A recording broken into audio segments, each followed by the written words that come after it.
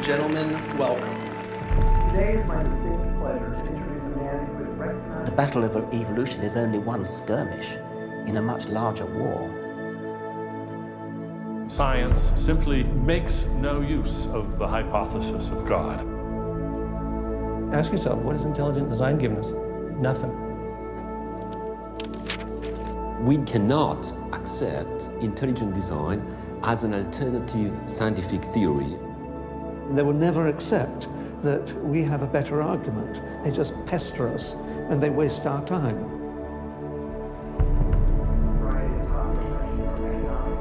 Civil rights, to how to ruin your life in 10 easy steps.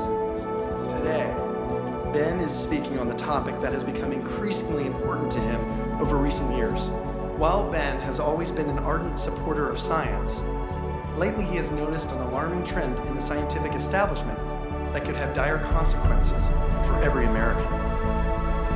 Without further ado, please join me in giving a warm welcome for Mr. Ben Stein. Thank you. Thank you very much. Thank you very, very much. Thank you. Thank you very much, everybody. Thank you very much, gangsters. Thank you very, very much. Freedom is the essence of America. We're talking about freedom of speech, freedom of assembly, freedom from fear, freedom of religion. Martin Luther King said, America is essentially a dream, and he said it is a dream of freedom and equality, and freedom is the way to equality. And America simply would not be America without freedom. In every turning point in our history, the decision has always been about freedom. Freedom is what makes this country great. Freedom has allowed us to create, to explore, to overcome every challenge we have faced as a nation. But imagine if these freedoms were taken away. Where would we be? What would we lose? Well, unfortunately, I no longer need to imagine. It's happening. We are losing our freedom in one of the most important sectors of society, science. I have always assumed that scientists were free to ask any question, to pursue any line of inquiry without fear of reprisal. But recently, I've been alarmed to discover that this is not the case. It all began when I met evolutionary biologist Richard Sternberg in Washington, D.C. His life was nearly ruined when he strayed from the party line while serving as editor of a scientific journal affiliated with the prestigious Smithsonian Museum of Natural History. Your office was over there?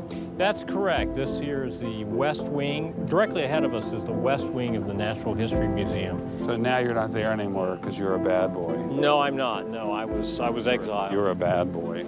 You questioned the powers that be.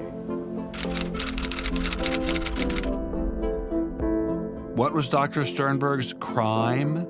He dared to publish an article by Dr. Stephen Meyer, one of the leading lights of the intelligent design movement. The paper ignited a firestorm of controversy merely because it suggested intelligent design might be able to explain how life began.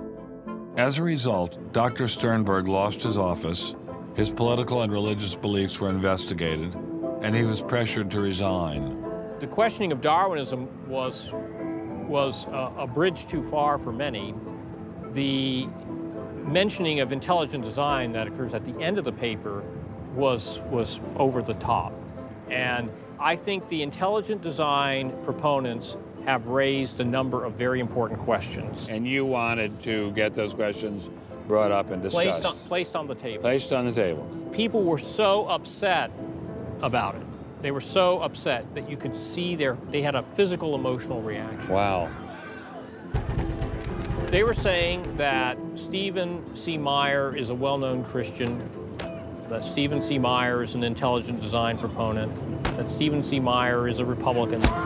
It was all couched in terms of religion, politics, and sociology. The way the chair of the department put it is that I was viewed as an intellectual terrorist. Terrorist? Because of giving the topic of intelligent design some modicum of credibility. What happened to Dr. Sternberg was terrible, but surely it was just an isolated case. I was still pretty skeptical, so naturally I checked in with the head of the Skeptics Society, Michael Shermer. So I can't prove there is no God or Yahweh in your case, any more than I can prove there is no Isis, Zeus, Apollo, Brahma, Ganesha, Mithras, Allah, or for that matter, the flying spaghetti monster. And think about just one thing. Why would the aliens look like this? Well, these are who drew bipedal. that? Who drew that? Skepticism, it's not a position you take. It's just an approach to claims. This one is called the borderlands of science, where sense meets nonsense. Is intelligent design nonsense? Well, it's unproven, so in that sense, it's nonsense. So I would put it in the sort of shaded areas between good, solid science and total nonsense. You know, it's sort of 3/4 of the way toward the nonsense side. But you think, nevertheless, people should be allowed to speak about it and publish papers about it? They are free to write and publish and be heard in public forums and go to conferences just like everybody else does. Well, what if a person published something, say at the Smithsonian, in favor of intelligent design and then lost his job over it? And it had been peer-reviewed, and published, and then he lost his job over it anyway. What would happen? What do you think about that situation? I think that particular situation, there was something else going on. What was going on? I don't know. I mean, I don't know, because I don't know, but I think there had to be something. People don't get fired over something like that. You roll up your sleeves, you get to work, you do the research, you get your grants, you get your data, you publish, and you work your butt off, and that's how you get your theories taught. Well, but wait a minute. What if you try and roll up your sleeves and go to work and work your butt off, and they say, well, we're going to fire you if you even mention the word intelligent design? I don't think that's happening. Where is that happening? George Mason University. Throughout its 50-year history, our mission has remained clear: to prepare a diverse population of students to think and to grow in a climate of unbridled academic freedom. After Dr. Caroline Crocker simply mentioned intelligent design in her cell biology class at George Mason University, her promising academic career came to an abrupt end. My supervisor invited me into his office. He said, "I'm going to have to discipline you for teaching creationism." And I said, I mentioned intelligent design on a couple of slides, but I did not teach creationism. He said, "Nonetheless, you have to be disciplined." At the end of the semester, I lost my job. Not only did this well-loved professor lose her job at George Mason, she suddenly found herself blacklisted, unable to find a job anywhere. So whenever I interviewed for a job, I would be offered it, usually on the spot. Since this has happened, and since people can Google my name, I'm finding that when I send my credentials, I do get interviews, I get many interviews, but I never get offered a job. I don't tell them about my science sin. I was only trying to teach what the university stands for, which is academic freedom. There's nothing to be learned in neurosurgery by assuming an accidental origin for the parts of the brain that we work on. It wasn't just biologists who were feeling the Darwinist wrath. When neurosurgeon Michael Egnor wrote an essay to high school students saying doctors didn't need to study evolution in order to practice medicine, the Darwinists were quick to try and exterminate this new threat. A lot of people on a lot of blogs called me unprintable names that were printed. There are a lot of very, very nasty comments. Other people suggested that people call the university I work at and suggested perhaps it's time for me to retire.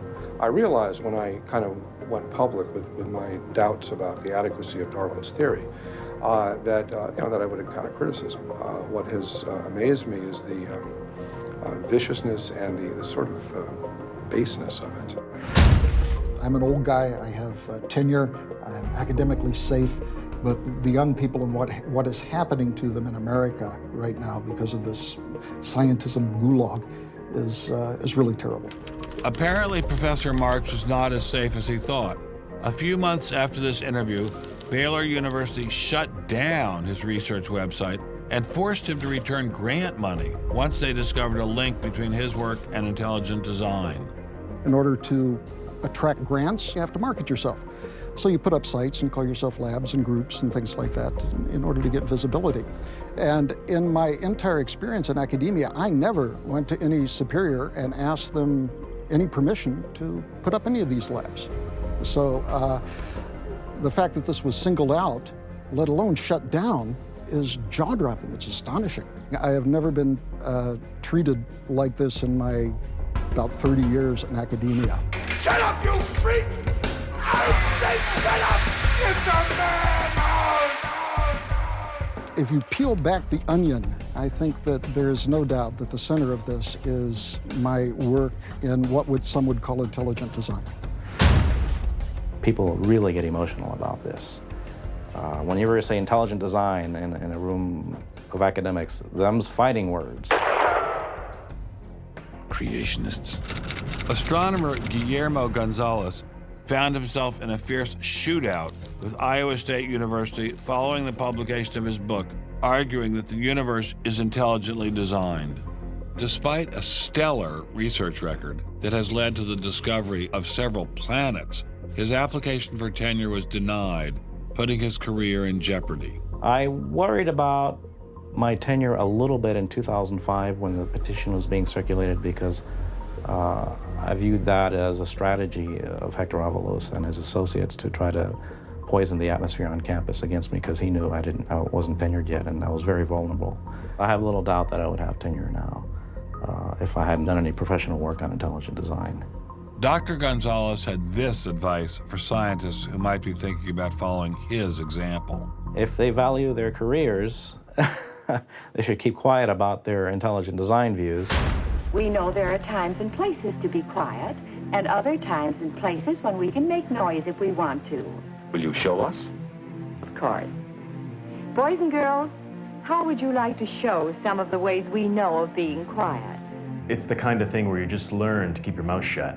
In addition to those scientists who were willing to appear on camera, we encountered many more who didn't dare show their face for fear of losing their jobs.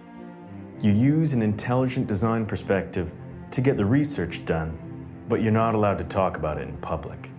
And so there is definitely incentive, if you think about it, for people to remain within the mainstream. You know, what's he up to? What is he thinking? Is he one of them? That kind of thing. If I write intelligent design, they hear creationism. They hear religious right. They hear theocracy. So it appears Mr. Shermer, the self-styled skeptic, was wrong on this one.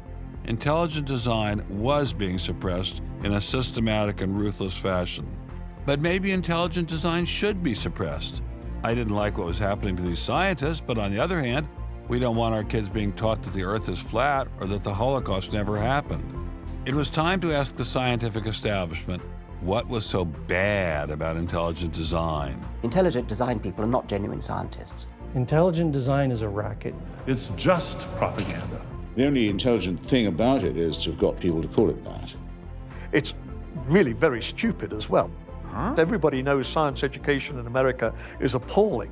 What we don't need at this time is intelligent design in the classrooms. To present intelligent design stunts their educational growth. It stunts their intellectual growth. But what I don't understand is how these animals could have been on Earth millions of years before man. And the Bible says the whole Earth was created in only 6 days. It wasn't just the educational aspects of intelligent design that had scientists concerned. Many suspected the movement masked a much larger agenda. Intelligent design is a set of excuses to squeeze creationism into the classrooms. Get intelligent design in the schools today, and we can have school prayers tomorrow. Any other complaints? Can you imagine anything more boring? The boredom attached to ID is supreme. It is so boring that I can't even bother to think about it much anymore. It's just utterly boring. Love is in the air, everywhere I look around. Love is in the air, every sight and every sound. Love was in the air, all right, but none of it was directed toward intelligent design. There seemed to be a lot to hate about ID, and nearly all of that hatred was focused on one place.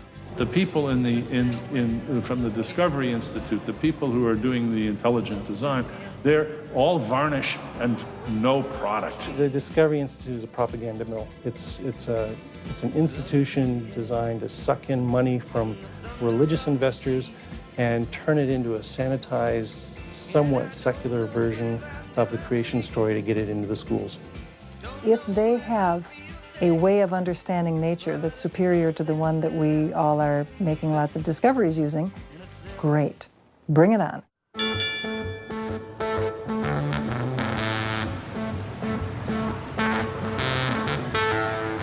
are really, really lost. I think it's on 3rd. I think it's on 3rd. I think it's down there. I have no idea where this place is.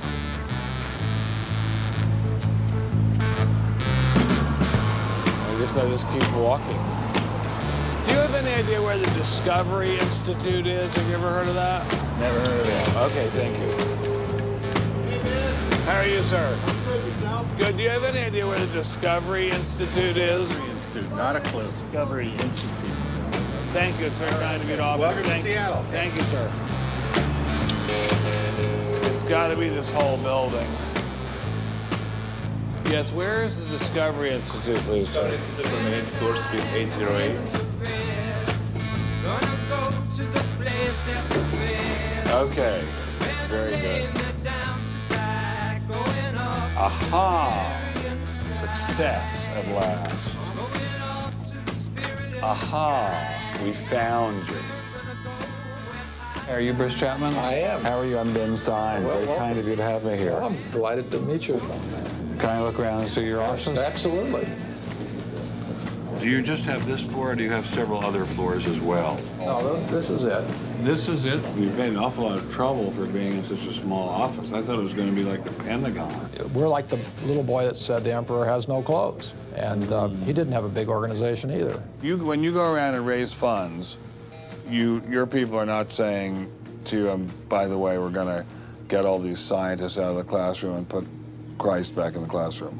Well, I don't know that Christ has ever been in the science classroom. This is not a religious argument. This is something that people, we have fellows who are Jewish or agnostic or various other things. There are people, there are Muslim scientists, there are people of all kinds of backgrounds who agree that Darwin's theory has failed. And so why would you bring religion into it? You don't need religion. This is a red herring, and people who don't have an argument are reduced to throwing sand in your eyes. Well, if the Discovery Institute could get its wish about this subject, what would your wish be? Well, on this subject, as on others, we'd like people to be able to have a robust dialogue and even a debate where the evidence, the best evidence, in this case, the best scientific evidence is made available to people. Well, surely no one questions there should be a debate.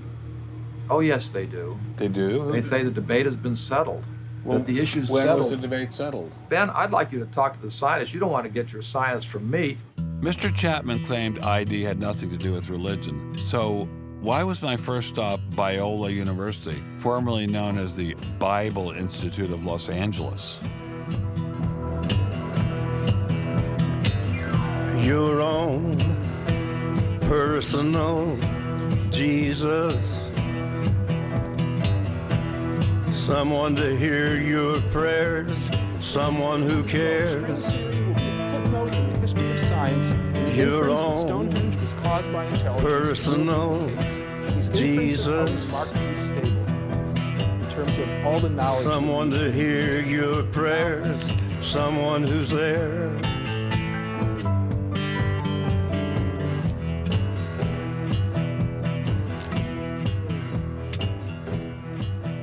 How much money have you ever gotten from Jerry Falwell?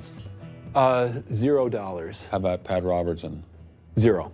Are you a minister? No. Are you a priest? No. Pastor? No. Youth pastor? Oh, I did teach Sunday school once. Has this all been resolved? I mean, aren't we all Darwinists now? Except for a few cranks like you? Well, it's a funny thing that questions that aren't properly answered don't go away.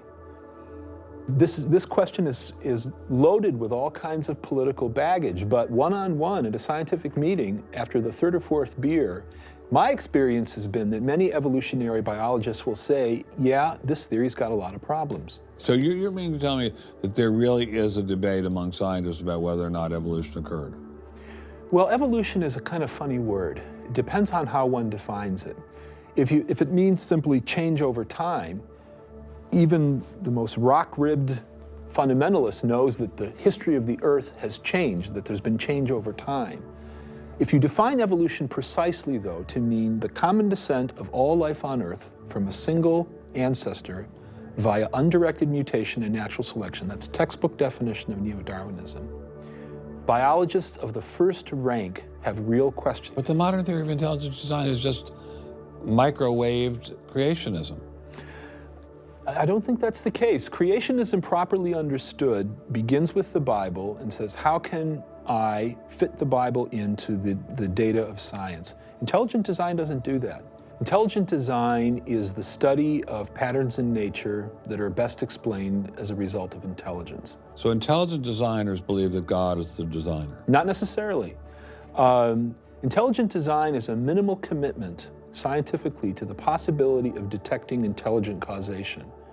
Dr. Nelson didn't sound like a crazy person, but I still suspected ID was nothing but reheated creationism. My next stop didn't seem like it was going to alleviate those fears. I didn't crawl out of the ocean, I didn't come from no monkey. Science tends to forget evolution's just a theory. They present it in the textbooks and on animal TV. Like it's fact, but tell me, were you there 12 million BC? Evolution is from an intelligent design perspective, is perfectly acceptable if the sense is that how did the design get implemented? The issue is there real design there, and are these material mechanisms like natural selection, are these adequate to account for everything we see in biology? And our argument is no, it's not. But Darwin produced all this evidence from his travels and his studies at the Galapagos that evolution explained things. If you look at the history of science, people often have a good idea and then they decide just to run with it. And they say, we're going to apply this everywhere. And so Darwin takes his idea of natural selection and says, I'm going to explain all of life with it. I mean, physics used to be Newtonian physics. Newton was physics. And then we got to look to Einstein, general relativity. It's not, Newton isn't enough. Well, I think likewise what we're finding with Darwin is that he had some valid insights, but it's not the whole picture. Okay, Darwinism may not be the complete picture, but what made these guys think they had the missing pieces? I put this question to Dr. Stephen Meyer, author of the paper that originally got Dr. Sternberg in so much trouble. It's hard to believe that this little town is the headquarters of giant Microsoft, which enabled Mr. Gates to become fantastically rich. Maybe that's what Steve Meyer's doing here. Maybe this is somehow going to make him fantastically rich. We'll pin him down like a butterfly on a butterfly board. Butterfly on a killing board. Coffee shop straight ahead. Newton is buried in the geniuses corner at Westminster Abbey, right? That's correct, yeah. Darwin is also buried in Westminster Abbey. Right, and so is Darwin. Right near each other, right? And you're here in Redmond in a little building without a sign, right? And you're obviously an incredibly smart guy, but how dare you challenge someone who's buried in the geniuses corner next to Newton at Westminster Abbey? Well, it may seem a little cheeky, but it's what scientists are supposed to do. When I was in Cambridge, one of my supervisors often advised us to beware the sound of one hand clapping, which was a way of saying if there's an argument on one side, there's bound to be an argument on the other. And what I found in studying the structure of the argument in The Origin of Species is that for every evidence-based argument for one of Darwin's two key propositions, there is an evidence-based counter-argument. Well, but is it a debate? I mean, there's just you and a couple of other guys in a dinky little office downtown, say on one side, and there's the faculties of all the great universities of the world on the other side. Speaking with a great uniform and authoritative voice. Right. Yeah. Well, in any case, the debate really isn't going to be settled by numbers. It's going to be settled by the evidence and the arguments. While I was still in Bill Gates country, Dr. Meyer recommended I check in with molecular biologist Jonathan Wells. What kind of names do they call you? Creationist. What do you say back to them when they say you're a creationist? Well, I usually don't get the opportunity. What's at stake for you personally here? First of all, I love science. I think the way Darwinism corrupts the evidence, distorts the evidence, is bad for science. Well, the other scientists would tell you to just shut up if you love science, okay? Because you're sort of being a bomb thrower into science.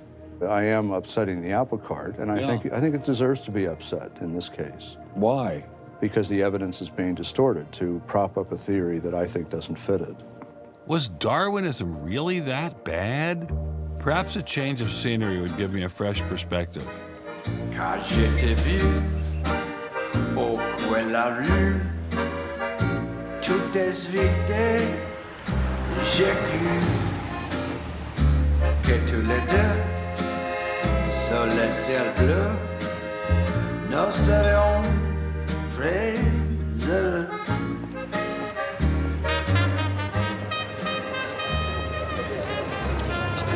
Mr. Berlinski, I assume? Mr. Stein. How are you, sir?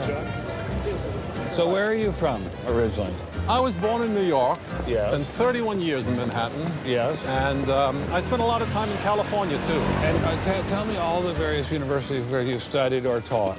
No, I was at Princeton, then I had a professorship at Stanford, and then I left Stanford, and I taught at Rutgers. I left Rutgers, and I taught at the City College in New York. I left the City College of New York. I taught at the Baruch College. I taught at San Jose. What did you teach at Baruch College? Anything they wanted. Come on in. Thank you, monsieur. What an old building, wow. It's the oldest in Paris. You're kidding. Merci, monsieur. Ah, je vous en prie, monsieur. Merci. Wow, this is fabulous. Let's put it this way. Before you can ask, is Darwinian theory correct or not, you have to ask the preliminary question, is it clear enough so that it could be correct? That's a very different question. One of my prevailing doctrines about Darwinian theory is, man, that thing is just a mess. It's like looking into a room full of smoke. Nothing in the theory is precisely, clearly, carefully defined or delineated. It lacks all of the rigor one expects from mathematical physics, and mathematical physics lacks all of the rigor one expects from mathematics. So we're talking about a gradual descent down the level of intelligibility until we reach evolutionary biology. We don't even know what a species is, for heaven's sakes. So his theory is smoke, but elegant smoke. There's a certain elegance to it, but you know, I think Einstein had the appropriate remark. He preferred to leave elegance to his tailor. A room full of smoke? That certainly wasn't what I was hearing from prominent Darwinists like Richard Dawkins. Evolution is a fact. It's a fact which is established as securely as essentially any other fact that we have in science. Richard Dawkins is so confident that evolution is a fact, and that therefore God doesn't exist, that he has devoted his entire life to spreading the evolution gospel. I'm an atheist with respect to the Judeo-Christian God because there is not a shred of evidence in favor of the Judeo-Christian God. It is completely right to say that since the evidence for evolution is so absolutely, totally overwhelming, nobody who looks at it could possibly doubt that if they were sane and not stupid. So the only remaining possibility is that they're ignorant, and most people who don't believe in evolution are indeed ignorant. But the people I spoke with weren't ignorant. They were highly credentialed scientists. So there had to be something else going on here. So you think the whole theory of evolution is false, or just certain parts of it? Well, again, evolution is a slippery word. I would say minor changes within species happen. But Darwin didn't write a book called How Existing Species Change Over Time. He wrote a book called The Origin of Species. He purported to show how this same process leads to new species, in fact, every species. And the evidence for that grand claim is, in my opinion, almost totally lacking. How does Darwin or Darwinism say life began? Well, he didn't know, and in fact, nobody knows. So Darwinism, strictly defined, starts after the origin of life and deals only with living things.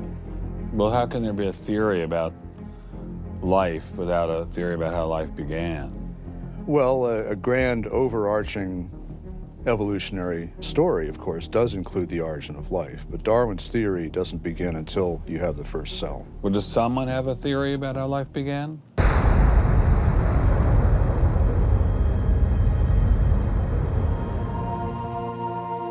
This is the story of a small planet in space called Earth. For a typical Darwinian explanation of how life originated, Dr. Wells directed me toward this documentary. The chemical elements essential for life, hydrogen, oxygen, carbon, and nitrogen, were now in place. What was needed was a way of combining them. Perhaps the energy came from lightning. Whatever it was. Excuse me? Whatever it was, energy managed to arrange these chemical ingredients in just the right way. Whatever it was? I was hoping for something a little more scientific. The most popular idea has been that life emerged spontaneously from primordial soup. In 1953, Stanley Miller mixed water, methane, ammonia, and hydrogen to simulate the early Earth's atmosphere. Then he ran electricity through it in an attempt to jumpstart life. It didn't work. While the initial results seemed promising, 50 years later, most serious scientists have abandoned this approach in favor of alternate theories. Prominent Darwinist Michael Roos attempted to explain one of them to me. He wasn't kidding. How did we get from an inorganic world to the world of the cell? Well, one popular theory is that it might have started off on the backs of crystals. My crystal ball. Molecules piggybacked on the back of crystals forming, and that this led to more and more complex. But of course, the nice thing about crystals is every now and then you get mistakes, mutations, and that this opens the way for natural selection. But at one point there was not a living thing, and then there was a living thing. How did that happen? Well, this is I've just told you.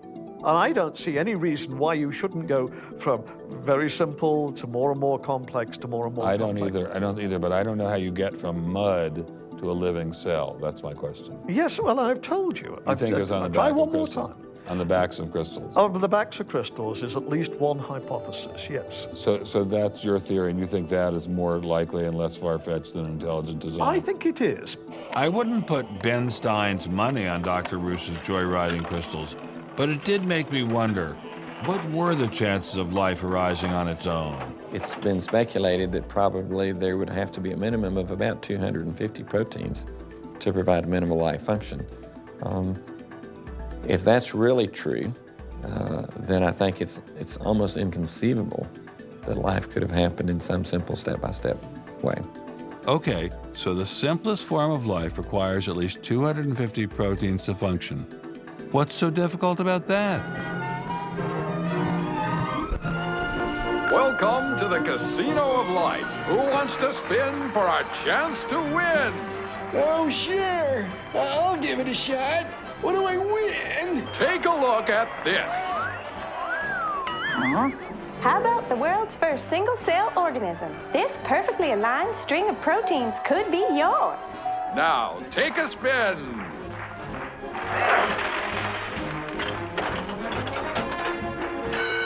I won.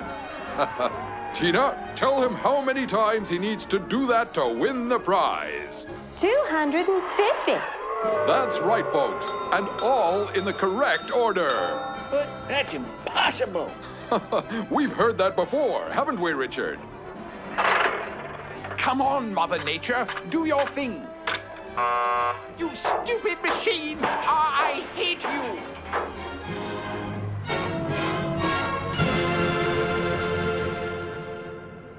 We're talking about something that's staggeringly improbable, roughly 1 in a trillion, trillion, trillion, trillion, trillion, trillion. Let all of life choose a million, a trillion, a trillion, trillion. The number is essentially zero. Something has to skew nature to choose the ones that work. So, in the game of life, it looks as if the house always wins. Luckily, some serious scientific minds have figured out a way to beat the odds. Directed panspermia. When faced with the overwhelming problem of the origin of life, Nobel Prize winner Francis Crick proposed this theory, that life was seeded on Earth, which basically means aliens did it. Crystals? Aliens? I thought we were talking about science. not science fiction. We don't know what caused life to arise. Did it arise by a purely undirected process? Or did it arise by some kind of intelligent guidance or design? And the rules of science are being applied to actually foreclose one of the two possible answers to that very fundamental and basic and important question. So the rules of science say we will consider any possibility except one that is guided. Exactly. No matter how life began, on the backs of crystals or in the test tube of some intelligent designer, everyone agrees it started with a single cell. But what is a cell? Let me ask you a question. Yeah. Darwin wrote The Origin of Species in 1859, published it in 1859. He had an idea of the cell as being quite simple, correct? Yeah, everybody did. Okay. If he thought of the cell as being a Buick, what is the cell now in terms of its complexity by comparison? A galaxy. If Darwin thought a cell was, say, a mud hut, what do we now know that a cell is? More complicated than a Saturn V. So what is in a cell as far as we know now? A world that Darwin never could have imagined. I needed someone who could give me a glimpse into this world. So we went to molecular biologist Doug Axe. Think of a cell as being a nanofactory, a factory where, on a very small scale, digital instructions are being used to make the components of the factory. Here we have the famous DNA double helix. You can see the two helical strands that are intertwined and wind around each other on the outside of the molecule. This is the material that stores all of our genetic information. In higher life forms, this will be the equivalent of something like a gigabyte of information stored in the molecules that form the individual chromosomes, all packed within the nucleus, which is a tiny fraction of the entire cell size. So what does DNA do? Well, the information in DNA ends up providing the information for sequencing the amino acids to make protein. So we have information in a one-dimensional form that provides the information for a three-dimensional form.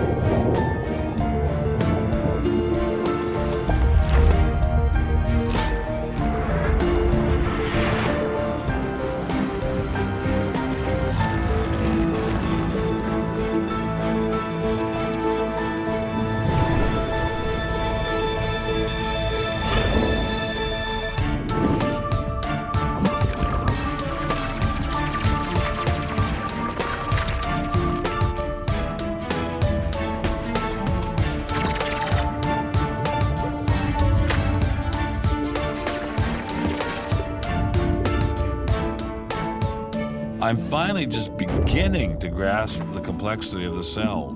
Are there systems within the cell that go well beyond Darwinian evolution? Some type of cellular technology that drives adaptation, replication, quality control, and repair? What if these new mechanisms have massive design implications? Well, I say, so be it.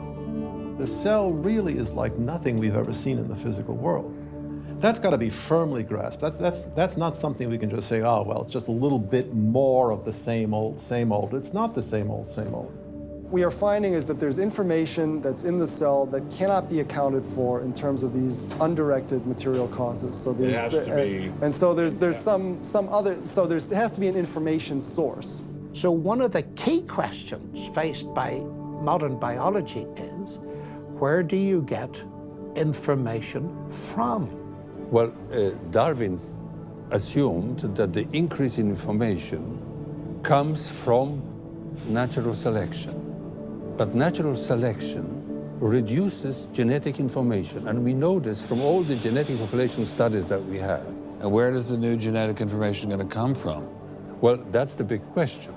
So when we find information in the DNA molecule, The most likely explanation is that it too had an intelligent source. I mean, we need engineering principles to understand these systems, okay? I mean, it's only because of our advancements in nanotechnology that we can even begin to appreciate these systems. But using intelligent design didn't seem to stop the scientists I spoke with, so why all the controversy? Suppose we find, simply as a matter of fact, that our scientific inquiries point in one direction. Which is that there is an intelligent creator. Why should we eliminate that from discussion? Streng verboten? How come? Why? Streng verboten. Very good. What does streng verboten mean? Strongly forbidden. Strongly forbidden. You've got two possible hypotheses. You've got a wall through the middle of through your brain, in effect, through your thinking. You say, well, you can't consider anything on this side of the wall. Only hypotheses on this side of the wall are permissible for consideration. What about academic freedom? I mean, can't we just talk about this? Their reply is that science is not a democratic process. Oh, really? And that there is a consensus view. But wait a minute, we are to subscribe to the wait a second, view. but Darwin challenged the consensus view, and that's how we got Darwinism. If Darwin wanted to challenge the consensus today, how would he do it? Science isn't a hobby for rich aristocrats anymore. It's a multi-billion-dollar industry. And if you want a piece of the pie, you've got to be a good comrade. Scientific ideas. How we get them to you, the people. Every idea must be inspected to ensure that it is safe. All theories must pass through a series of checkpoints. First, the Academy.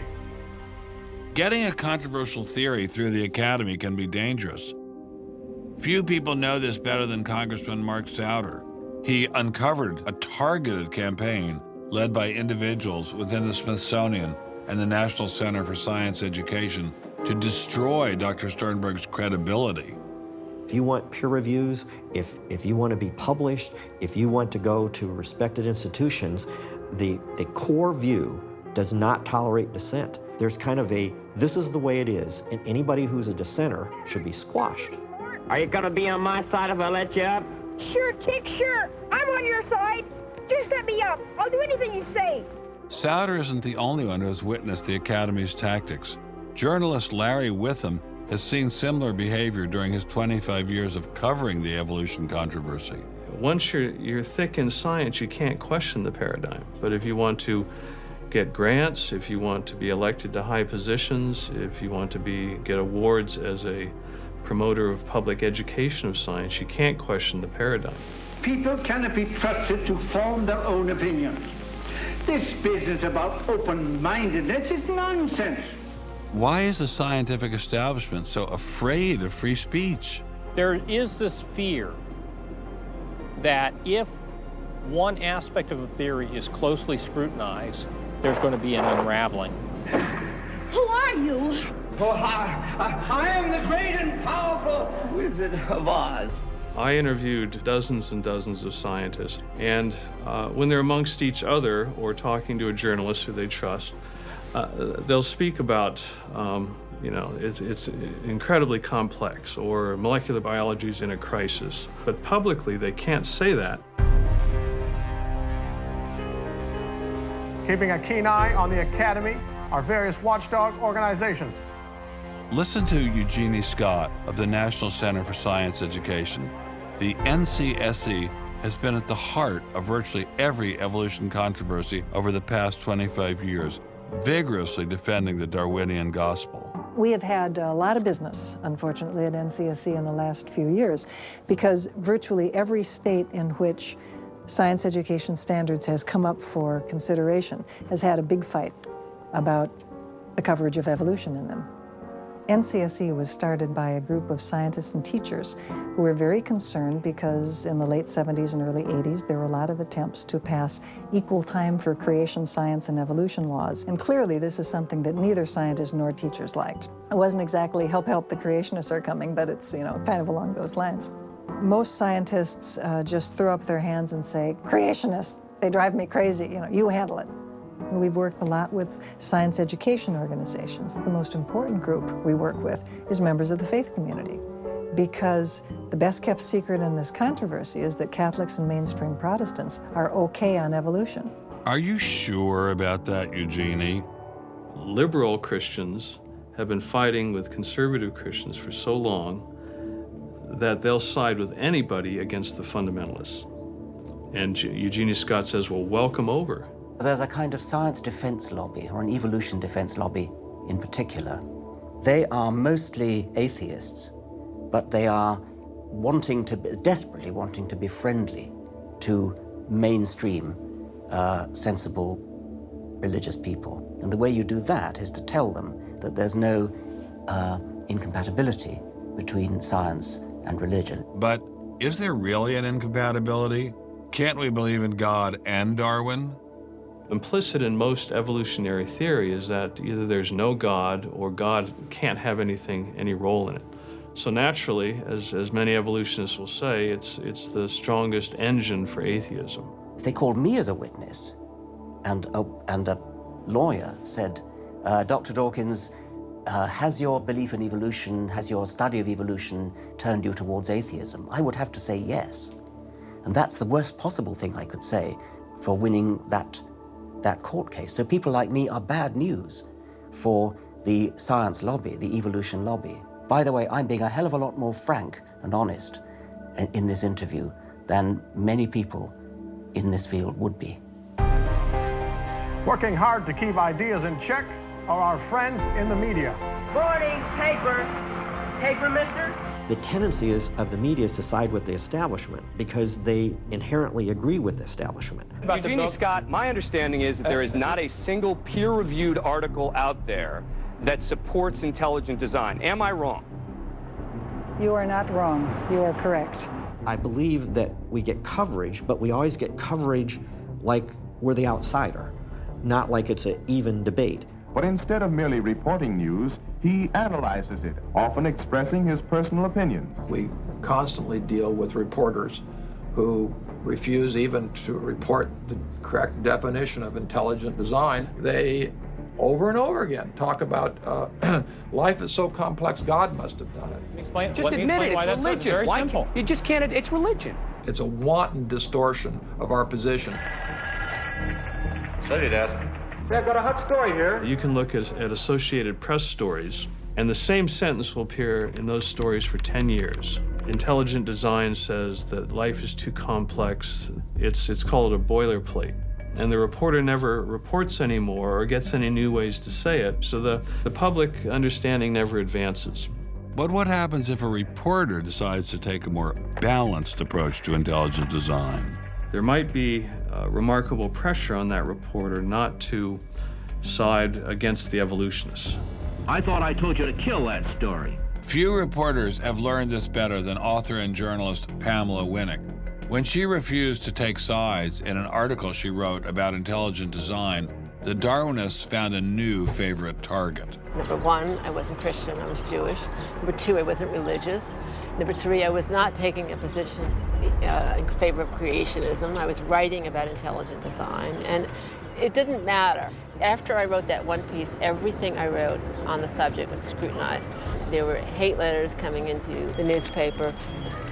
If you give any credence to it whatsoever, which means just writing about it, you are just finished as a journalist. Other journalists we spoke with told similar stories, but didn't dare appear on camera. And now, the presses are ready to roll. When all other checkpoints fail, there is always the courts.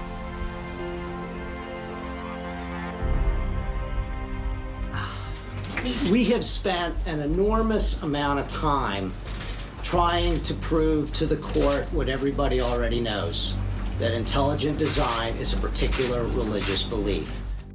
But I thought scientific questions were settled by the evidence, not by taking people to court and suing them. How do other countries deal with such disputes?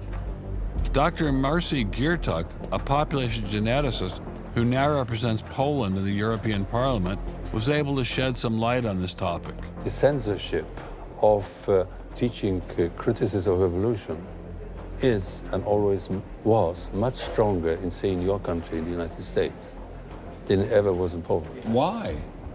Why would the censorship? That is because you have a political correctness in your country. These issues are brought to court, And the court says what you can and what you cannot teach.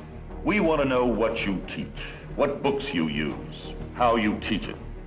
We never had that sort of way of deciding scientific issues in Poland. We never had the courts involved. So you are saying that as far as the teaching of science is concerned, Poland is freer academically than the United States? I think in this particular issue of evolution, I think this is true. But how effective are the courts in deciding such matters? What about the general idea that intelligent design is doomed as a result of several recent legal setbacks? I think court cases don't decide anything. I mean, if you look at the Scopes trial, who won that trial? It wasn't the evolutionists. I mean, it was the Tennessee law was upheld, barring evolution. And yet, in the popular imagination, Scopes is the hero. Inherit the Wind, that movie, which is really bogus history based on the Scopes trial, has carried the day. These issues go much deeper than any decision by a judge. The evolution debate does seem to run much deeper than the courts, much deeper even than science.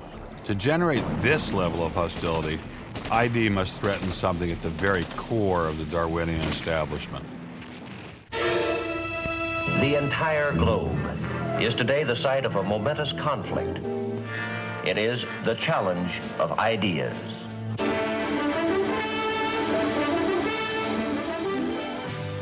I am Edward R. Murrow. For a little while, I would like to review with you the great conflict of our times, one which demands and must get the attention and the involvement of each one of us. This conflict over the principles of evolution has become a religious war. It really is no longer about scientific investigation. It is total competition with an antagonist who is putting into it everything within his capability. The situation has reached a point where many of evolution's top apologists have switched from defending Darwinism to attacking religion in what they see as a bid to stamp out intelligent design at the source. Richard Dawkins is the best example of this. His recent book, The God Delusion, has sold over 1 million copies worldwide. The God Delusion is my long-expected, long-worked-on full frontal attack on religion. To me, science is about trying to explain existence, and religion is about trying to explain existence. It's just that religion gets the wrong answer. But is Dawkins correct? Are science and religion really at war? For an appraisal of this continuing and protracted conflict, we can go to a reporter who has watched the growing conflict with the perception of a trained military observer. Oxford professor Alistair McGrath, author of The Dawkins Delusion, seemed like the ideal person to answer my question. Richard Dawkins has a charming and very, I think, interesting view of the relationship between science and religion. They're at war with each other, and in the end, one's got to win, and it's going to be science. It's a very naive view. It's based on a complete historical misrepresentation of the way science and religion have interacted. Dawkins seems to think that a scientific description is an anti-religious argument. Describing how something happens scientifically somehow explains it away. It doesn't. But the questions of purpose, intentionality, the question why, still remain there on the table. And I think it was just a catastrophic mistake to have someone like Dawkins address himself to profound issues of theology, the existence of God, the nature of life. He hasn't committed himself to disciplined study in any relevant area of inquiry. He's a crummy philosopher. He doesn't have the rudimentary skills to meticulously assess his own arguments. Genius guy, though. Very smart guy. A little bit of a reptile, but a very smart guy. The opposing point of view in this conflict rests on a fundamentally different vision of man. If you have two distinguished scientists, and in fact you can range many more on each side, as you know, saying exactly opposite things, that's telling me that the conflict is not between science and belief in God. Otherwise, you'd expect all scientists to be atheists. But it's a worldview conflict. It's between scientists who have different worldviews. You've got two competing explanations of the evidence. One says design, one says undirected processes. Both of them have larger philosophical or religious or anti-religious implications. So you can't say that one of those two theories is scientific and the other is unscientific simply because they have implications. Both have implications. People who tell you, for example, that science tells you all you need to know about the world, or that science tells you that religion is all wrong, or science tells you there is no God, those people aren't telling you scientific things. They are saying metaphysical things, and they have to defend their positions for metaphysical reasons. What is being presented to the public is, first comes the science, and then comes the worldview. I would want to argue that that may not be the case, that it may actually be the other way around, that the worldview comes first and is influencing the interpretation of science. My deep regret is some people are so deeply entrenched in their own worldviews that they will simply not countenance alternatives. I'm actually a person of the left. I'm not even a particularly religious person. I think of myself as kind of humanist. And I think it's sending a very bad message to religious people who are interested in science, that in some sense, in order to do science credibly, they have to leave their religious beliefs at the door. The founders of early modern science, Sir Isaac Newton, Robert Boyle, Johannes Kepler, Galileo, most of these early scientists all not only believed in God, but they thought their belief in God actually made it easier to do science. You can be religiously motivated and you can do good science. And they have more often gone together than not gone together. Admitting our biases is the best way towards rational discussion, which I would welcome. Rational debate is a nice thought, but it's nearly impossible in the current climate.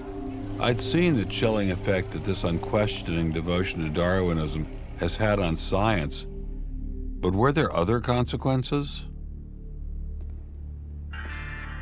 No gods, no life after death, no ultimate foundation for ethics, no ultimate meaning in life, and no human free will are all deeply connected to an evolutionary perspective.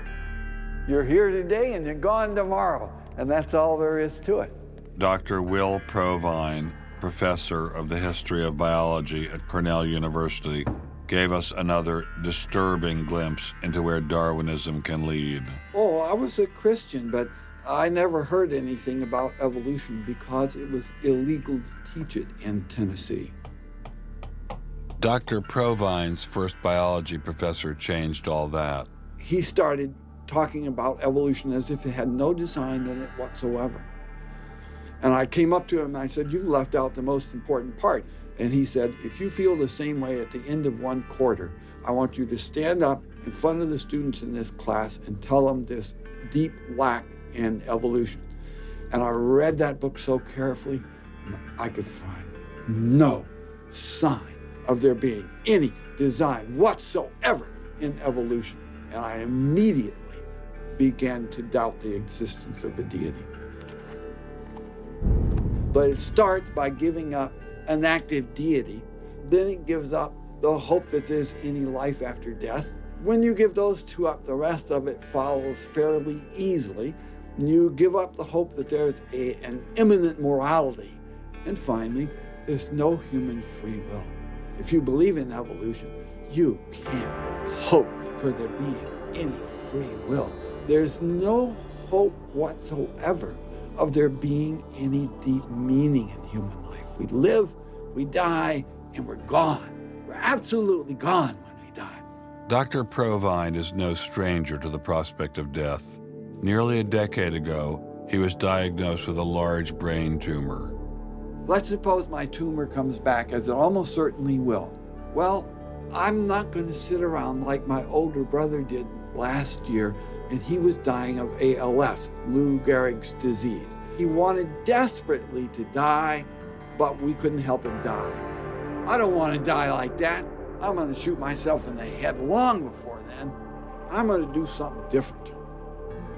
I hope these are empty words for my friend, Dr. Provine, because shortly after this interview was recorded, he learned his brain tumor had returned. I don't feel one bit bad about holding the views that I do. There's not anything in the views I hold that makes me, oh, I wish I had free will, or, oh, I wish there were a God. I don't ever wish that. Dr. Provine's deconversion story was typical amongst the Darwinists we interviewed. Biologist P.Z. Myers, who runs the pro-Darwin, anti-religion blog Pharyngula, says science eroded his faith as well. I never hated religion. I found religion quite comfortable, and I liked the people in it. What led to the atheism was learning more about science, learning more about the natural world, and seeing these horrible conflicts with religion. And it was then, when I discovered evolution, when I discovered Darwinism, that I realized there's this magnificently elegant, stunningly elegant explanation, which I didn't quite understand to begin with. When I did understand it, then that finally killed off my remaining religious faith. After hearing these stories, I was not surprised to discover that most evolutionary biologists share Professor Dawkins' views. It appears Darwinism does lead to atheism, despite what Eugenie Scott would have us believe. And if you separate out the ethical message from religion, what have you got left? You got a bunch of fairy tales, right? I think that God is about as unlikely as fairies, angels, hobgoblins, etc. Religion, I mean, it's just fantasy, basically. It's completely empty of any explanatory content. And it's evil as well. Half the people in this country think that drugs is what you have to regulate to make us safer, and half the people think guns, that's what you got to regulate to make us safer. But I always think if you're going to regulate one thing that has the most potential to cause death and destruction, religion. You got to start with religion, and Religion is an idea that gives some people comfort, and we don't want to take it away from them. It's like knitting. People like to knit. You know, we're not going to take their knitting needles away. We're not going to take away their churches. But what we have to do is get it to a place where religion is treated at the level it should be treated. That is something fun that people get together and do on the weekend and really doesn't affect their life as much as it has been so far. So, what would the world look like if Dr. Myers got his wish? Greater science literacy, which is going to lead to the erosion of religion. And then we'll get this nice positive feedback mechanism going, where as religion slowly fades away, we get more and more science to replace it. And that will displace more and more religion, which will allow more and more science in. And we'll eventually get to that point where religion has taken that appropriate place as a side dish rather than the main course. But will eradicating religion really lead to a modern utopia? Let me try to imagine that. And let's let history be our guide.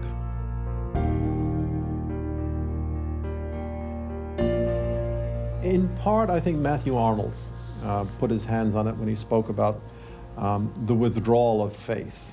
There is a connection between a society that has at least a minimal commitment to certain kinds of transcendental values and what human beings permit themselves to do one to the other. That got me thinking, what other societies have used Darwinism to trump all other authorities, including religion? As a Jew, my mind leapt to one regime in particular. The connection between Hitler and Darwin is, of course, historically a difficult connection because they were separated by a good many years. One was English, one was German. Nonetheless, if you open Mein Kampf and read it, especially if you can read it in German, the correspondence between Darwinian ideas and Nazi ideas just leaps from the page. Of course, you have to add every historical caution. Not everyone who read Darwin became a Nazi. Obviously not. No one is making that case. Darwinism is not a sufficient condition for a phenomenon like Nazism, but I think it's certainly a necessary one. This was a connection I had to explore personally.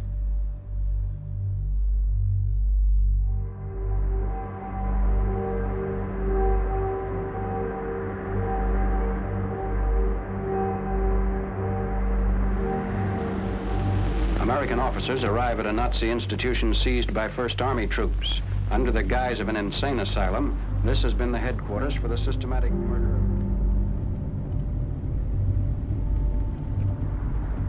So what is this place? During Second World War, 15,000 people were killed here. Why were they killed? They were killed because they were people with handicaps, Why kill them? What's the point of killing them? People who were not able to work, people who were not able to live by themselves, that they were useless eaters. Useless eaters. And life unworthy of living. This idea grew up in the 20s. So long before National Socialism, biologists, anthropologists, they thought that maybe mankind could, or the government could interfere into the growth of the population. I see. And they had the utopia that they would have a society without illness and without handicap. Alles Lebensschwache geht in der Natur unfehlbar zugrunde. Wir Menschen haben gegen dieses Gesetz der natürlichen Auslese in den letzten Jahrzehnten furchtbar gesündigt. Wir haben unwertes Leben nicht nur erhalten, wir haben ihm auch Vermehrung gewährt. Die Nachkommen dieser Kranken sahen so aus, die tiefer stehen als jedes Tier. So this was a Darwinian concept? Yes. And also a Malthusian concept, very much Malthusian. Malthusian? Thomas Malthus, who said that there was a shortage of resources, English philosopher, so there was a shortage. Yes, but the Nazis, they relied on Darwin. They relied on Darwin? Yes, Darwin and German scientists. Patients were led down this hallway to Nazi doctors who decided who would live and who would die. They were accompanied by 15 nurses. Nurses, yes. Nurses, male and female nurses. So nurses were helping lead them to their doom. Yes.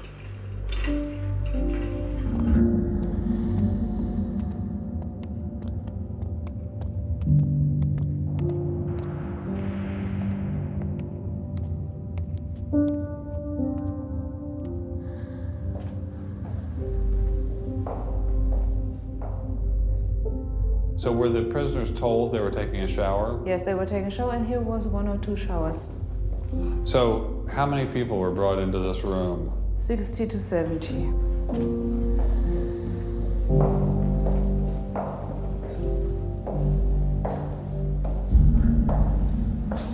So what is this? This is the dissection table. Do you ever think to yourself, the sane ones were the ones lying here having their brains removed? The insane one was Dr. Gorgas and all the other people did? No, I don't think that, because I think those people who killed here, they were very sane, because they had their purposes. They had purposes? Yes. I don't think they were insane.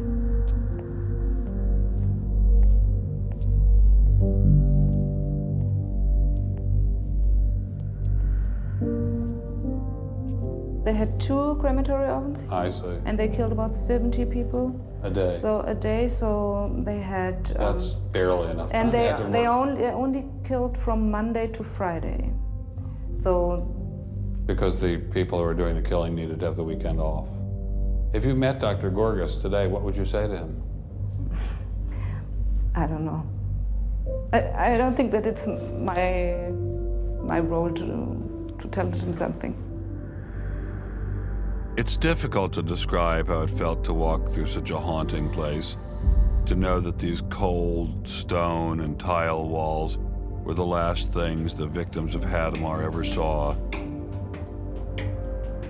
I wanted to explore this connection further, so I met with the author of From Darwin to Hitler, Dr. Richard Weikart. Hitler and many of the physicians that carried out this program were very fanatical Darwinists, and particularly wanted to apply Darwinism to society. Was wir uns unter der deutschen Jugend der Zukunft wünschen, ist etwas anderes, als was die Vergangenheit sich gewünscht hat. Wir müssen einen neuen Menschen, auf das unser Volk nicht an den typischen Degenerationserscheinungen dieser neuen Zeit zugrunde geht. Many of these people in the 19-teens, 1920s, who were putting forward some of these ideas about racism were considered the leading scientists. These were Darwinists who were taken seriously by fellow academics. It's not to say that all academics believed it. These leading academics, were there any of them who were Americans? There were plenty of Americans who were saying similar kinds of things. Not only were Americans saying such things, they were pioneers in this fledgling science known as eugenics. They thought they could help evolution along by sterilizing the so-called feeble-minded and prohibiting them from getting married. Physicians who are aware of the history of 20th century American medicine harbor some bad feelings towards Darwinists because of eugenics. And eugenics, which was an attempt to breed human beings, it was the darkest chapter of American medicine ever. There were 50,000 people involuntarily sterilized because they were deemed unfit to breed, basically. Eugenics isn't just history. The spirit of the movement lives on today. Margaret Sanger was the head of Planned Parenthood. She was very fanatical in her promotion of eugenics. In fact, Planned Parenthood was all about birth control for the impoverished and lower classes to try to help improve the species.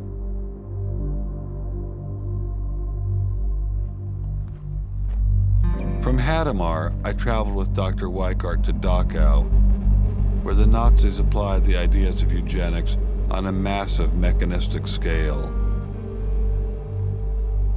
When it was a fully functioning concentration camp, and what was the purpose of it? I mean, part of it was to repress political enemies. What was the rest of the purpose? Well, beyond the repression of the political enemies, which was its purpose at the very beginning, then later on it transformed into repressing racial enemies. And sometimes those categories overlapped because sometimes they thought that these people were political enemies because they were inferior biologically. The war itself was part of the Darwinian struggle for existence for Hitler. And he saw the extermination of the Jews as one of those fronts to this warfare going on as this Darwinian struggle for existence. Would you say that Hitler was insane? No, I wouldn't say he was insane. I think he had imbibed some very, very wrong ideas. And in fact, I think he took the logic of them in certain ways that brought him to take very radical solutions for them. Would you say he was evil? Oh, I'd definitely say he was evil. Is there such a thing as evil? Oh, I think there is. And is there such a thing as good? Oh, definitely. And evil can sometimes be rationalized as science. Oh, sure. And evil can sometimes be rational. When it's rationalized as science, and I think when it's rationalized in this particular way, in particular, I think Hitler thought he was doing good. He thought he was doing good? Oh, I think so. He thought he was benefiting. He thought he was benefiting humanity by driving evolution forward and creating a better humanity.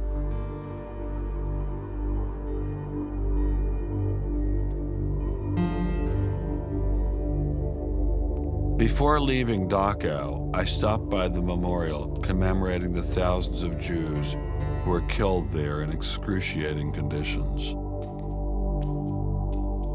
I know that Darwinism does not automatically equate to Nazism. But if Darwinism inspired and justified such horrific events in the past, could it be used to rationalize similar initiatives today?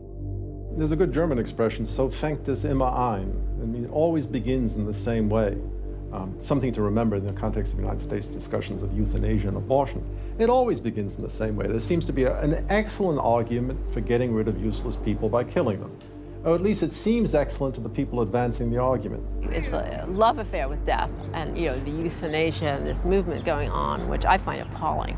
And the idea is that, immediately rid our society of anybody who might be a drain and think of people in economic terms. And I think that's where some of the Darwin fits in, actually. It's just a devaluing of human life.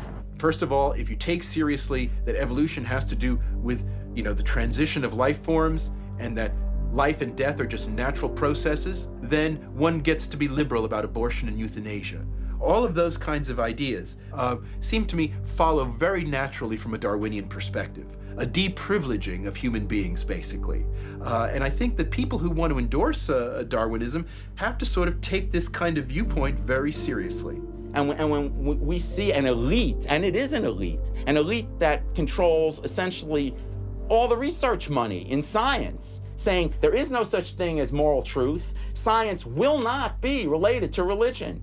I mean, it's essentially official policy of the National Academy of Science that religion and science will not be related. I mean, hey, that cuts off a lot of debate, doesn't it? What's going to happen if this doesn't change?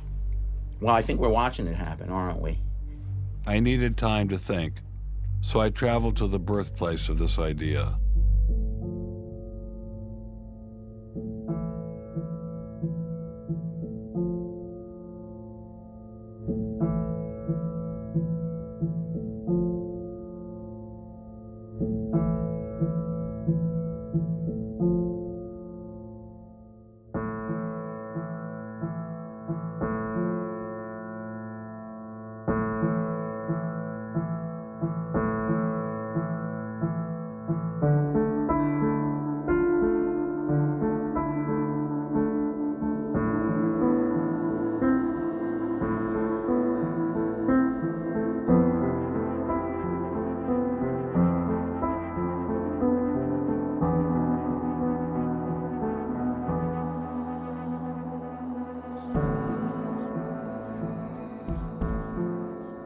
With savages, the weak in body or mind are soon eliminated. We civilized men, on the other hand, do our utmost to check the process of elimination. We build asylums for the imbecile, the maimed, and the sick. Thus, the weak members of civilized societies propagate their kind. No one who has attended to the breeding of domestic animals will doubt that this must be highly injurious to the race of man. Hardly anyone is so ignorant as to allow his worst animals to breed. Charles Darwin, The Descent of Man, 1871.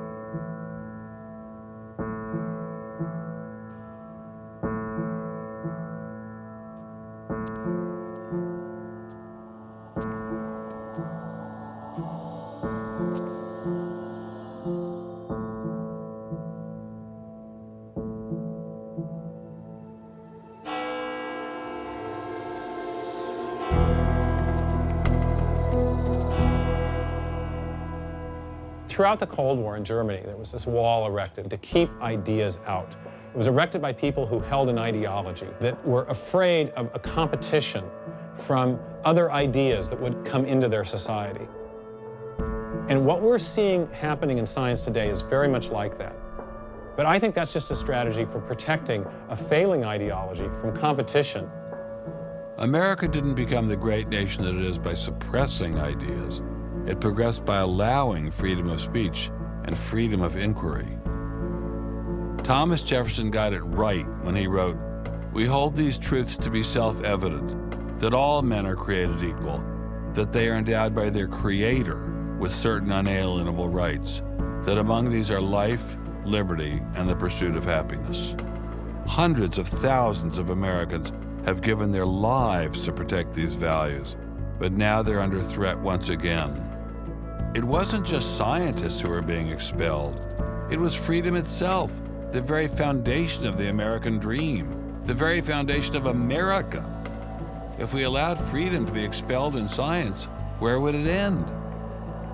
The Darwinian establishment is so massive and so entrenched, it appears impenetrable. I couldn't bring it down myself, but I could at least confront those who had expelled the scientists I'd met. What would you say if you had Eugenie Scott sitting next to you? What would you say to her? I would ask her, by what authority does she and those like her presume to declare what is and is not science. You know, he's sort of made himself martyr of the day.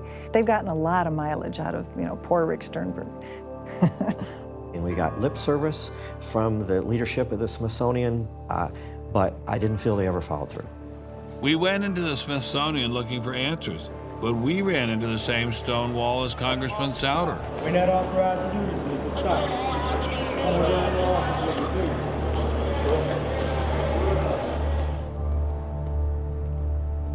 He said, nonetheless, you have to be disciplined, and I lost my job.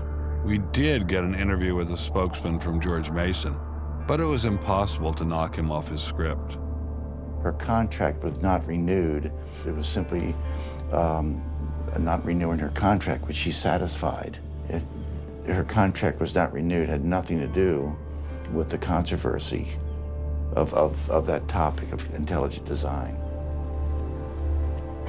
I have never been treated like this in my about 30 years in academia. We received a similar reception at Baylor University. They refused to admit that what had happened to Dr. Marks had anything to do with ID.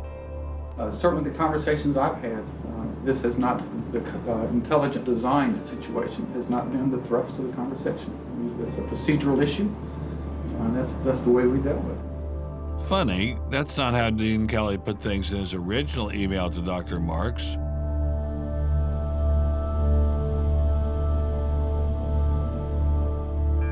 I'm not mixing my religion with my science. The questions that I ask in my intelligent design research are perfectly legitimate scientific questions.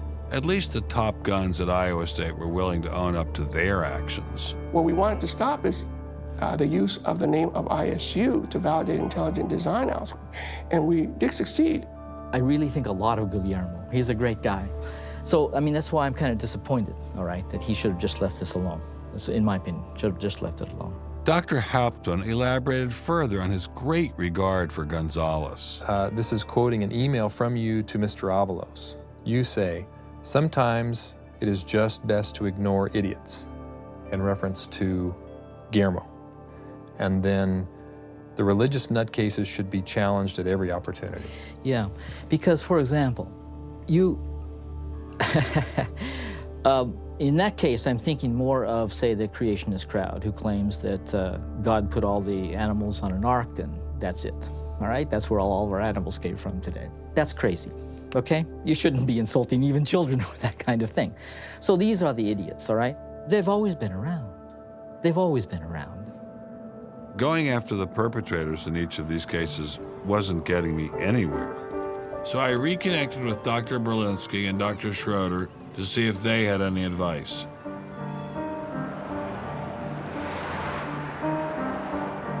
There's a boundary to what science will accept right now.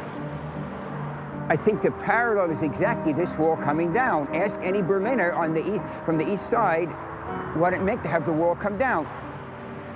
If it is possible to make a break in the wall that will allow academia to ask these fundamental questions that exist and allow them in the science classrooms as well. It'd be nice to see the scientific establishment lose some of its prestige and power. It'd be nice to see other questions being opened up. Above all, it'd be nice to have a real spirit of self-criticism penetrating the sciences. What can I do to bring down the wall? Is there anything I can do? Make it apparent to the world that a wall exists. There are vast numbers of persons who talk about academic freedom. And there is academic freedom as long as you're on the correct side of the wall. But if you're on the wrong side of the wall, as we mentioned a few moments ago, you lose tenure, and that's a given. I took Dr. Schroeder's words to heart. Obviously, I couldn't take down the wall myself, but I could confront one of its modern architects.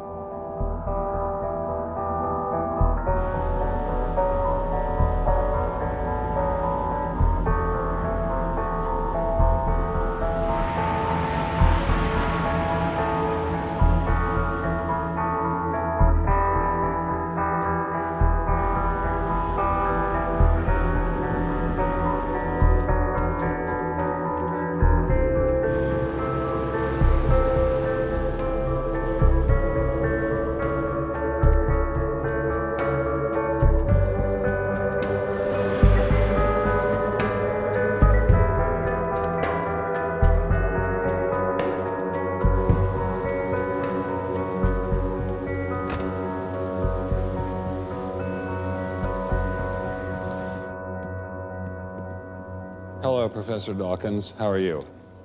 I'm Ben Stein. I'm so sorry to keep you waiting. How are you? Fine, thank you.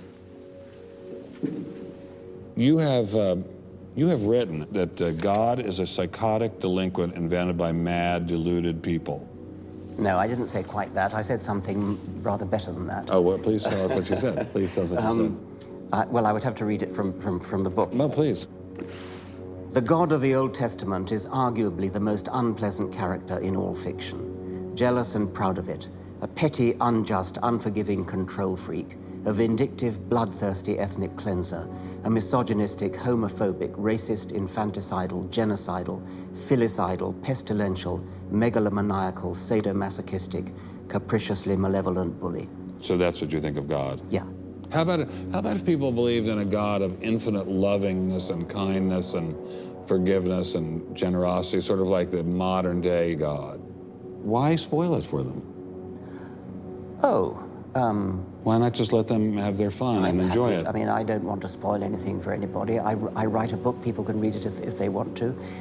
I believe that it is a liberating thing to free yourself from primitive superstition. So religion is a primitive superstition? Oh, I think it is, yes. So you believe it's liberating to tell people that there is no God? I think a lot of people, when they give up God, feel a great sense of release and freedom. Why do you think that? I mean, what's your dad? What's your scientist? What's your dad? I think, well, I've had a lot of letters saying that, and I've... There are 8 billion people in the world, Dr. Dawkins. How many letters have you had? No, I haven't done that. That's quite true. Professor Dawkins seemed so convinced that God doesn't exist that I wondered if he would be willing to put a number on it. Well, it's hard to put a figure on it, but I mean, I'd put it as something like, 99% against or something. Well, how do you know it's 99% against, say, and not 97%? No, I did. You asked me to put a figure on it, and I'm not comfortable putting a figure on it. I think I just think it's very unlikely. What? But you couldn't put a number on it? No, of course not. No. So it could be 49%. Well, it would be. I mean, I think it's unlikely, but it's quite far from 50%. How do you know? I don't know. I mean, I put an argument in the book. Well, then who did create the heavens and the earth? Why do you use the word who? You see, you immediately beg the question by using the word who. Well, then how did it get created? Well, by a very slow process. Well, how did it start? Nobody knows how it started. We know the kind of event that it must have been. We know the sort of event that must have happened for the origin of life. And what was that? It was the origin of the first self-replicating molecule. Right, how did that happen? I told you we don't know. So you have no idea how it started? No, nor has anybody. Nor has anyone else. What do you think is the possibility that intelligent design might turn out to be the answer to some issues in genetics or in evolution? It could come about in the following way. It could be that at some earlier time, somewhere in the universe, a civilization evolved by probably some kind of Darwinian means to a very, very high level of technology and designed a form of life that they seeded onto perhaps this planet. Now, that is a possibility and an intriguing possibility. And I suppose it's possible that you might find evidence for that if you look at the details of biochemistry, molecular biology. You might find a signature of some sort of designer. Wait a second. Richard Dawkins thought intelligent design might be a legitimate pursuit? And that designer could well be a higher intelligence from elsewhere in the universe. Well, but that higher intelligence would itself have had to have come about by some explicable or ultimately explicable process. It couldn't have just jumped into existence spontaneously. That's the point. So Professor Dawkins was not against intelligent design, just certain types of designers, such as God. So the Hebrew God, the God of the Old Testament, he doesn't exist in your view? Certainly. I mean, that would be a very unpleasant prospect. And the Holy Trinity of the New Testament, nothing like that. Do you believe in any of the Hindu gods? Like Vishnu? How can you ask such a question? You don't, right? How could I? I mean, why would I, given that I don't believe in any others? You don't believe in the Muslim God? No. I mean, why do you even need to ask? Well, I just wanted to be sure. So you don't believe in any God anywhere?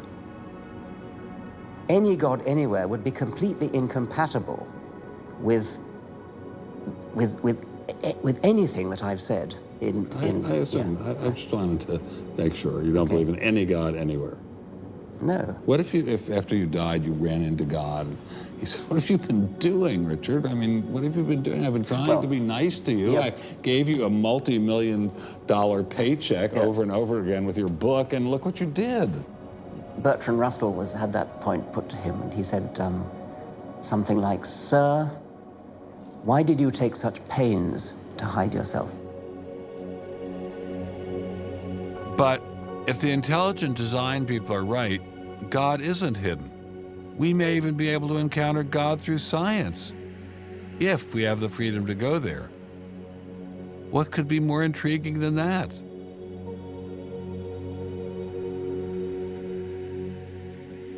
We take freedom for granted here in the United States. Freedom is what this country is all about. And a huge part of freedom is freedom of inquiry. But now, I'm sorry to say, freedom of inquiry in science is being suppressed. Behind me stands a wall that encircles the free sectors of this city, part of a vast system of barriers.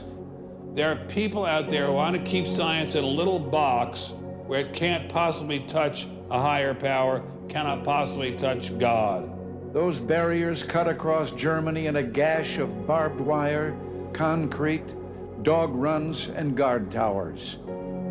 If you believe in God, and you believe that there is an intrinsic order in the universe, and you believe that it's the role of science to try to pursue and understand better that order, you will be ostracized.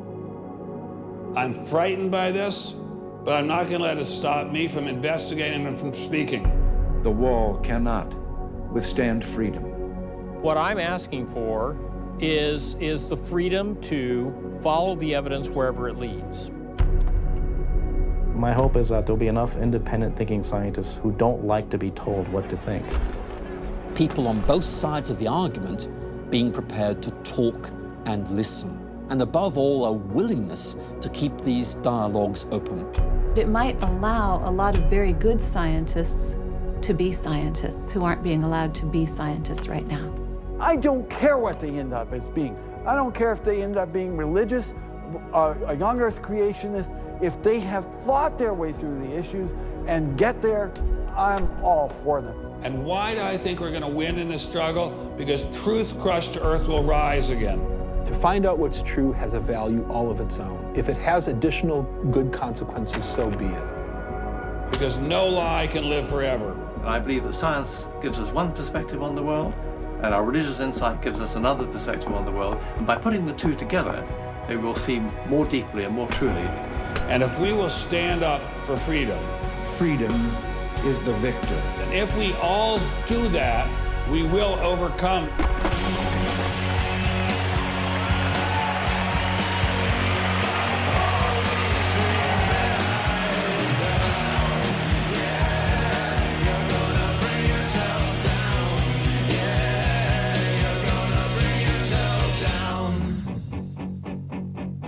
I've taken a first step by speaking out on this issue. But if the wall is to come down, we all have to do our part. Some of you will pay a heavy price for speaking out. You may even lose your job. I guarantee you'll get hate email. But if you don't get involved, will anyone be left to carry on this struggle? Anyone? Anyone?